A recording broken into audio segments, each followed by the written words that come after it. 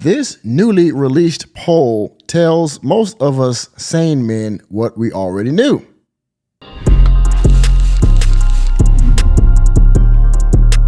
You see this article from the New York Post right here, okay? Now, to be honest, I saw this on Better Bachelor's channel first, and I said to myself, you know what? This poll, this information could be beneficial to the brothers, all right? Now, most of us sane men that have morals and dignity and purpose and things of that nature, we're well-grounded and well-rounded, if you will. We understand that, most of us are conservative on some things and maybe liberal or democratic on others, or whatever, depending on what side of the aisle you lean, okay? But most of us that have common sense, we all pretty much think very similarly, if you will. But liberals, not so much, all right? They want to change a lot of things. They want to make the norms passe, old, they're outdated. And so when that doesn't happen, that makes them very depressed. And because of that, because their thinking isn't the same as, most of us, again, sane people, men and women, to be honest. Well, as you can see here from the New York Post, liberal women are far more likely to feel lonely often, poll shows. Well, again, we already knew that because they're airheads, and a lot of times they're assholes too, okay? They often call law enforcement on people. They often try to shame us for having the views and the stances that we take on certain issues in the world, right? So let's read this article and see just how lonely and sad these women are, and grab your mug because some liberal tears might flow out and they might be very tasty to you. Liberal women are the least likely to report being fully satisfied with their lives and are far more likely to report feeling lonely often, according to analysis from a recent published poll. The 2024 American Family Survey reportedly found that 37% of conservative women and 28% of moderate women between the ages of 18 and 40 reported being completely satisfied with their lives. But just 12% of liberal women in the same age group said the same. Congratulations! And again, most of these liberal people, men and women in general, but here they're talking about women, they are preoccupied with having all these feelings regarding all these topics going on in the world, wars in other countries, the rainbow community, a certain man that's in office right now in the White House, things that he's going to do and how it's going to affect everyone, how it's going to affect my life and blah, blah, blah, blah, blah. And they're not out living life because a lot of things that they're worried about really doesn't directly affect them. And because of that, they end up being depressed and worried about things that really they shouldn't even care about, okay? Liberal women are also nearly 3 times more likely than conservative women to say they experience loneliness at least a few times a week.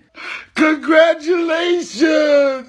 Brad Wilcox, a psychology professor at the University of Virginia and a fellow at the Institute for Family Studies, who analyzed the survey data, said he believes that there are a couple of reasons why conservative young women are more likely to be happier than their liberal counterparts. Now, let's read this article. Let's read this quote here, right? We've seen in the research that conservative women tend to be more likely to embrace a sense of agency and to have the sense that they are not in any way the victim of larger structural realities or forces, he told Fox News Digital. Thank you. They are not victims. They take agency. They take responsibility. They know that there are things in their life that they can change. And to make their life better, that's what they do. And the things that they can't change, the saying, right? Things you cannot change, you have discernment to let those things go, all right? And it makes your life better. It keeps your worry and your stress down, all right?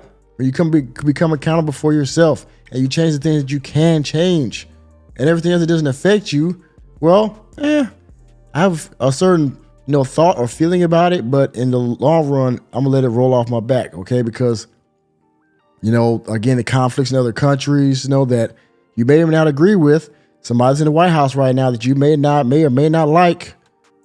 How am I directly affected with all this stuff? Okay. And if it doesn't directly affect me, then you know what? I have my opinion about it and I'll move on. They're also less likely to catastrophize about public events and concerns and more likely to think of themselves as captains of their own fate. Let's go. Yes. Catastrophize about public events and concerns. These are things, public events and concerns are things that, again, do not, wait a minute, sorry about that. Things that do not concern you, all right? Again, politics or world conflicts, things of that nature. Wilcox also broke down the poll by relationship status of the women surveyed.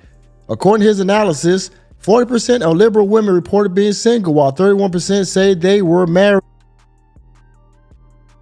31% said they were married. Well, hey, I tell you what, these people, because they're married, oh, well, you're married, well, you don't want to be independent? Enemy spotted. Yeah. 31% said they were married. 40% of liberal women reported being single. 31% say they're married. That's a big percentage. 40% of liberal women are single. For conservative women, 33% reported being single and 51% said that they were married. Well, ain't that something? Conservative women are having relationships, they're having families, they're having children, and some of them still have careers too, but they're able to balance all of that properly to where they can accomplish all of it sometime at the same time, or if not at the same time, in its proper timing. Meanwhile, liberal women, probably in college, they're out protesting, they're out, just being a nuisance to people, okay? And to themselves, really, because they're failing in life. Wilcox told Fox News Digital that marriage and family are an enormous source of meaning and purpose for most people. So it's not surprising that conservative women who are most likely to be married will also feel more satisfied with their lives in general. Conservative women are also more likely to embrace their gender differences between men and women and prioritize family and attending religious services, he said, which also contribute to happiness. American Family Survey is an annual nationwide survey of 3,000 Americans. The 2004 poll was released early in February of 2025 and conducted August 22nd through the 29th of 2024 by YourGov for Desert News and the Center for the Study of Elections and Democracy at Brigham Young University. Shout out to CGA. Shout out to CGA. Brigham Young University. Yeah. Or Brigham Young. Anyway, yeah, y'all see it. Liberal women are sad. They're preoccupied with a lot of stuff in the world. They're lonely because, they got too much on their plate with stuff that's really doesn't matter in the big scheme of life. So y'all see it, the title. This is from the New York Post. I'll leave a link to it in the description box. Liberal women are far more likely to feel lonely often. And well, if you're a liberal woman, you deserve to be lonely, in my opinion. Right? And with that being said, thank you for attending another episode of the Working Man Podcast. I am your host, Nicholas J. Fury. Let me know what you think about this article down in the description. I'm down in the comment section. And do you know any liberal women that feel this way? All right.